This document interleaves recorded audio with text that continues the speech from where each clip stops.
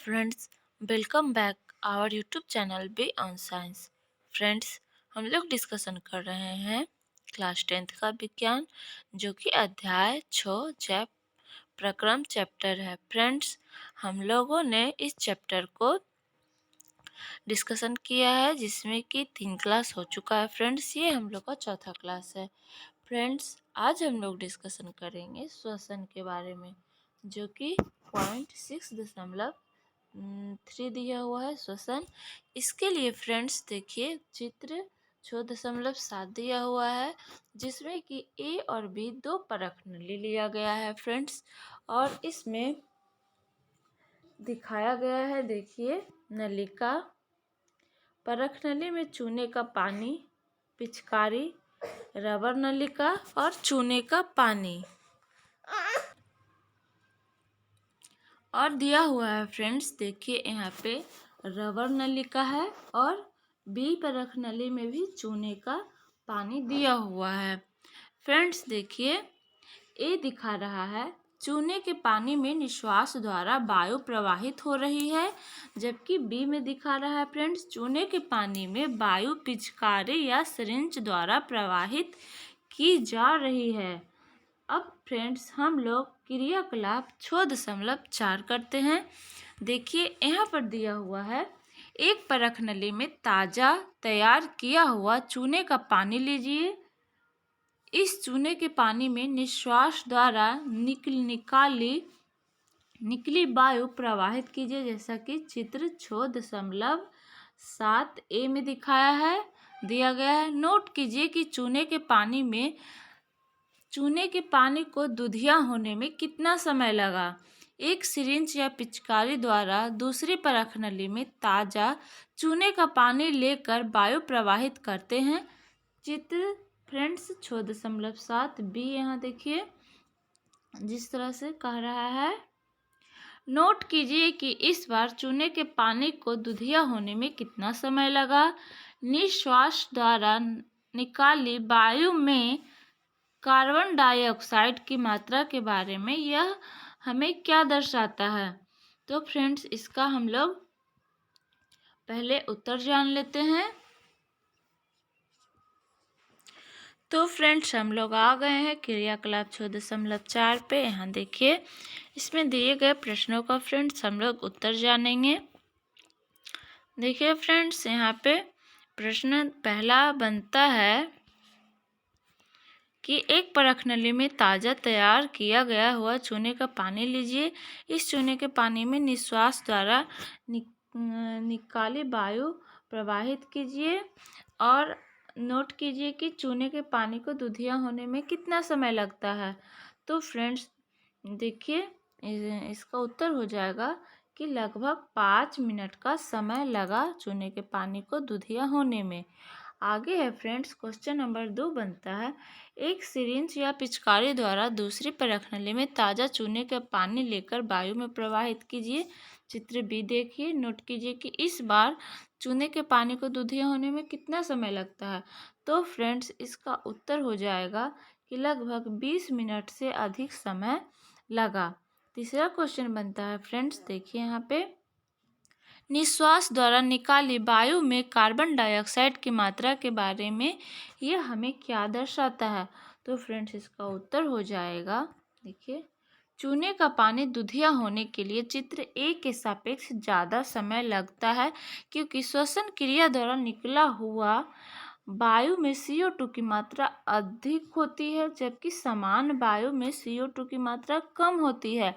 इस कारण चूने के पानी ए को पहले दुधिया करेगा और उसकी तुलना में बी अधिक समय लेगा। तो फ्रेंड्स, इस तरह से हम लोग का क्रियाकलाप 6.4 कंप्लीट।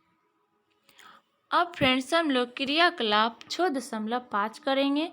देखिए फ्रेंड्स, इसमें दिया हुआ है, किसी फल का रस या चीनी का घोल लेकर उसमें कुछ यीस्ट डालिए। एक छिद्र वाली कॉक लगी परख नली में इस मिश्रण को ले जाइए।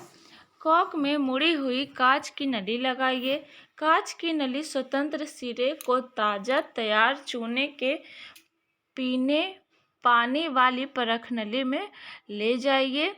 चूने के पानी में होने वाले परिवर्तन को तथा इस परिवर्तन में लगने वाले समय के अवलोकन को नोट कीजिए। तो फ्रेंड्स, यहाँ प्रश्न बनता है किण्वन के उत्पाद के बारे में यह हमें क्या दर्शाता है। तो फ्रेंड्स, इसका उत्तर हो जाएगा, यह हमें दर्शाता है कि अन्य उत्पाद एल्कोहल के साथ कार्बन डाइऑक्साइड भी एक उत्पाद है। तो फ्रेंड्स, हम लोगों ने क्रियाकलाप 5.6 को किया। अब हम लोग फ्रेंड्स देखिए यहाँ से पढ़ते हैं। दिया हुआ है, पिछले अनुभाग में हमने जीवों में पोषण पर चर्चा कर चुके हैं। जिन खाद्य पदार्थों का अंतर्ग्रहण पोषण प्रक्रम के लिए होता है, कोशिकाएं उनका उपयोग विभिन्न जैव प्रक्रम के लिए ऊर्जा उत्पादन करने के लिए करती है। विविध जीव इन्हें विभिन्न विधियों द्वारा करते हैं। कुछ जीव ऑक्सीजन का उपभोग ग्लूकोज को पूर्णतः कार्बन डाइऑक्साइड तथा जल में विखंडित करने के लिए करते हैं, जबकि कुछ अन्य जीव दूसरे पथ का उपयोग करते हैं जिसमें ऑक्सीजन प्रयुक्त नहीं होती है।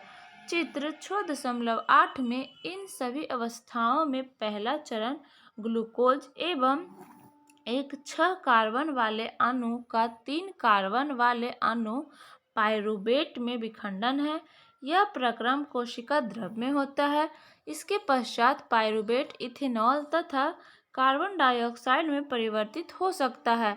यह प्रक्रम किण्वन के समय ईस्ट में होता है, जबकि यह प्रक्रम वायु ऑक्सीजन की अनुपस्थिति में होता है। इसे अवायवीय श्वसन कहते हैं।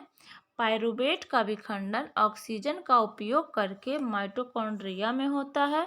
यह प्रक्रम 3 कार्बन वाले पाइरूवेट के अणु को विखंडित करके 3 कार्बन डाइऑक्साइड के अणु देता है। दूसरा उत्पाद जल है, क्योंकि यह प्रक्रम वायु यानी कि ऑक्सीजन की उपस्थिति में होता है। यह वायवीय श्वसन कहलाता है। वायवीय श्वसन में ऊर्जा का मोचन अवायवीय श्वसन की अपेक्षा बहुत अधिक होता है। कभी कभी जब हमारी पेशियों में कोशिकाओं में ऑक्सीजन का अभाव हो जाता है, पाइरूवेट के विखंडन के लिए दूसरा पथ अपनाया जाता है। यहाँ पाइरूवेट एक अन्य 3 कार्बन वाले अणु लैक्टिक अम्ल में परिवर्तित हो जाते हैं। अचानक किसी क्रिया होने से हमारी पेशियों में लैक्टिक अम्ल का निर्माण होना क्रैम्प का कारण हो सकता है। फ्रेंड्स, यहाँ पे इम्पॉर्टेंट लाइन है, यहाँ से क्वेश्चन आते हैं। आगे दिया हुआ है, यहाँ ये भी क्वेश्चन बनता है कि हमारे शरीर में जो ऐंठन या दर्द होता है किसके क्यों होता है या किस अम्ल के निर्माण के कारण होता है। तो फ्रेंड्स, इसका उत्तर हो जाएगा लैक्टिक अम्ल के निर्माण के कारण होता है। आगे देखिए फ्रेंड्स, यहाँ पे चित्र दिया हुआ है 6.8, जिसको हम लोग देखेंगे। यहाँ देखिए दिया हुआ है फ्रेंड्स, विभिन्न पथों द्वारा ग्लूकोज का विखंडन। देखिए फ्रेंड्स, पहले यहाँ पे ग्लूकोज है, 6 कार्बन अणु है, यहाँ पे कोशिका द्रव में हो रहा है फ्रेंड्स। पाइरूवेट 3 वायु में अणु प्लस ऊर्जा। देखिए क्या क्या हुआ, पहले तो ऑक्सीजन की अनुपस्थिति ईस्ट में, ethanol plus carbon dioxide plus ऊर्जा जो है कार्बन का 2 अणु बना फ्रेंड्स। फिर ऑक्सीजन का अभाव में हमारी पेशी कोशिकाओं में हो रहा है, तो लैक्टिक अम्ल प्लस ऊर्जा और 3 कार्बन अणु का निर्माण हुआ। फिर ऑक्सीजन की उपस्थिति माइटोकॉन्ड्रिया में, तो क्या हुआ फ्रेंड्स, कार्बन डाइऑक्साइड प्लस जल प्लस ऊर्जा, इस तरह से उत्पाद बना।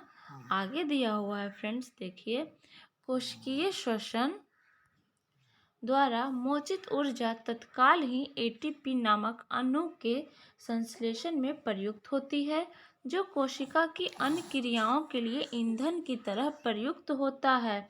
एटीपी के विखंडन से एक निश्चित मात्रा में ऊर्जा मोचित होती है, जो कोशिका के अंदर होने वाली आत्रोसिम यानी कि इंडोथर्मिक क्रियाओं का परिचालन करती है। अब देखिए फ्रेंड्स, दिया हुआ है बुक में, यह भी जानिए, ये बड़ा ही इम्पोर्टेंट होता है। देखिए एटीपी के बारे में दिया हुआ है कि एटीपी क्या है। तो सबसे पहले हम लोग जान लें फ्रेंड्स कि एटीपी का जो फुल फॉर्म होता है एडिनो ट्राइफॉस्फेट होता है। आगे दिया हुआ है फ्रेंड्स, देखिए अधिकांश कोशिकीय प्रक्रमों के लिए एटीपी ऊर्जा मुद्रा है, यानी कि जैसे कि हम लोग के पास पैसा रहता है उसी तरह से कोशिकीय प्रक्रमों के लिए एटीपी ऊर्जा मुद्रा है। श्वसन प्रक्रम में मोचित ऊर्जा का उपयोग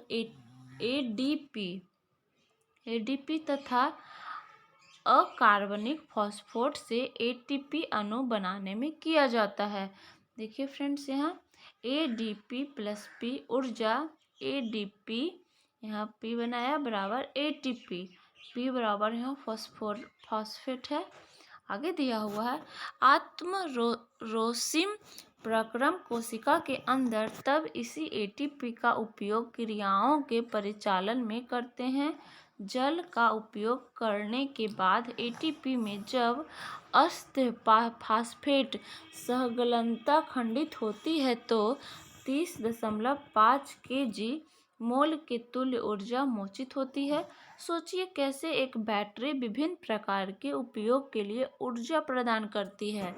जैसे कि फ्रेंड्स, हम लोग कभी टॉर्च जला लेते हैं, कभी घड़ी चला लेते हैं, बल्ब भी जला लेते हैं, तो विभिन्न कार्य के लिए ऊर्जा प्रदान करती है। यह आंतरिक ऊर्जा, प्रकाश ऊर्जा, विद्युत ऊर्जा और इसी प्रकार के अन्य उपयोग में लाई जाती है। इस तरह कोशिका में एटीपी का उपयोग पेशियों के सिकुड़ने, प्रोटीन संश्लेषण, तंत्रिका आवेग का चरण आदि अनेक क्रियाओं के लिए किया जाता है।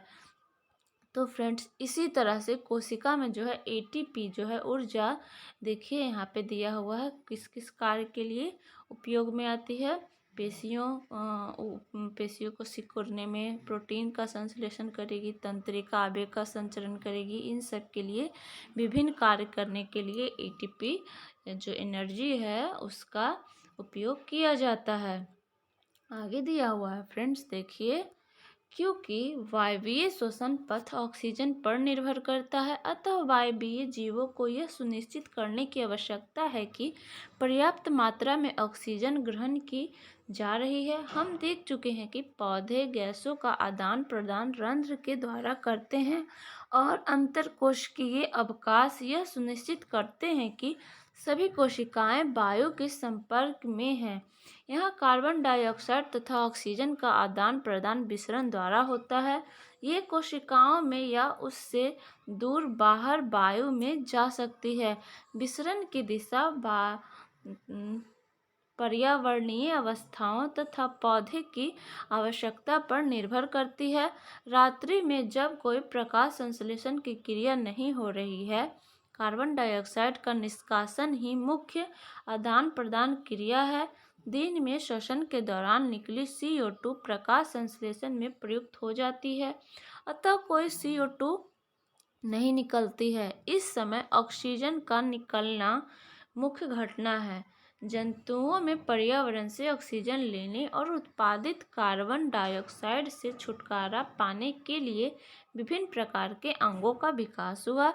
स्थलीय जंतु वायुमंडलीय ऑक्सीजन लेते हैं, परंतु जो जंतु जल में रहते हैं उन्हें जल में विलेय ऑक्सीजन ही उपयोग करने की आवश्यकता है। आगे दिया हुआ है फ्रेंड्स, देखिए क्रियाकलाप 6.6 इसको हम लोग करते हैं फ्रेंड्स। देखिए दिया हुआ है, एक जलशाला में मछली का अवलोकन कीजिए। वे अपना मुंह खोलती और बंद करती रहती है, साथ ही आगों के पीछे क्लोम छिद्र या क्लोम छिद्र को ढकने वाला प्रच्छद भी खुलता और बंद होता रहता है।